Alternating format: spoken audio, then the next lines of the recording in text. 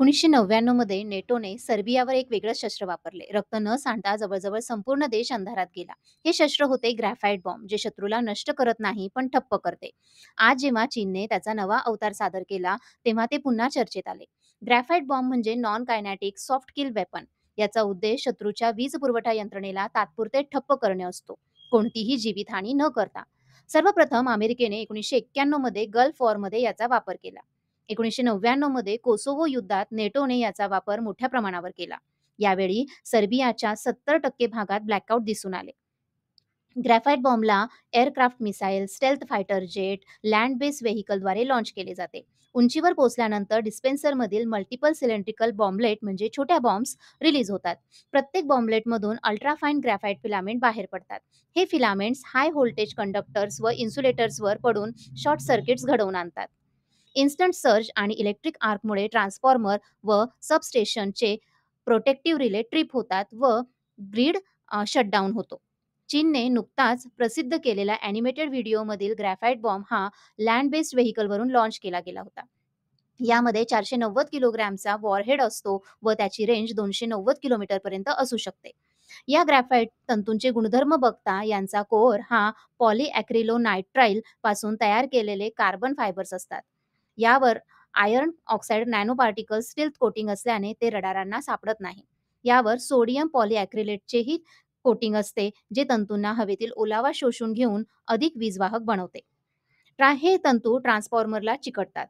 यांची लांबी साधारण 5 ते 15 मिलीमीटर व व्यास 3 ते 7 मायक्रोमीटर म्हणजेच आपल्या केसांपेक्षाही कमी असतो. चीनच्या 290 किलोमीटरच्या रेंजमुळे अरुणाचल प्रदेश, सिक्कीम, उत्तराखंड या सीमावर्ती भागातील शहरे टार्गेट होऊ शकतात.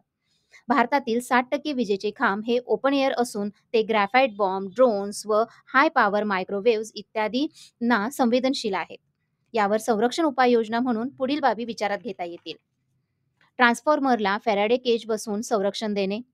ग्रॅफाइट बॉम्ब हे मुख्य ग्रीडवर अवलंबून असणाऱ्या यंत्रणांवर प्रभावी असते. पण जर वीज स्वतंत्रपणे तयार होत असेल, जसे सोलार पॅनल, सोलार बॅटरीज, मायक्रोग्रिड्स इत्यादींचा वापर जर होत असेल, तर या हल्ल्यांचा परिणाम मर्यादित होतो. अंडरग्राउंड ट्रान्समिशन खर्चिक आहे, पण अशा हल्ल्यांपासून संरक्षण देते.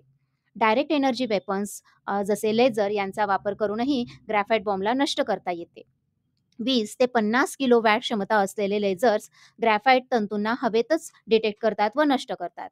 चीनच्या ग्रॅफाइट बॉम्बच्या ॲनिमेटेड व्हिडिओनंतर तैवानने आपल्या लेझर शील्ड प्रकल्पाला चालना दिली आहे. 2027 पर्यंत 85% सबस्टेशन्सला संरक्षित करण्याचे तैवानचे उद्दिष्ट आहे.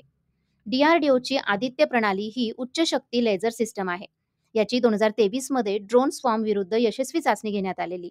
या प्रणालीचा वापरही ग्रॅफाइट बॉम्ब विरुद्ध होऊ शकतो.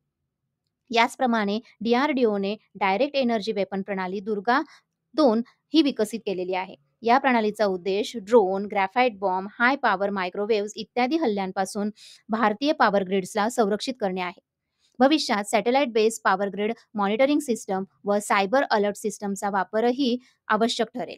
अशाच माहितीसाठी लाईक करा, शेअर करा व सबस्क्राईब करा न्यू नॉलेज कॅम्पसला.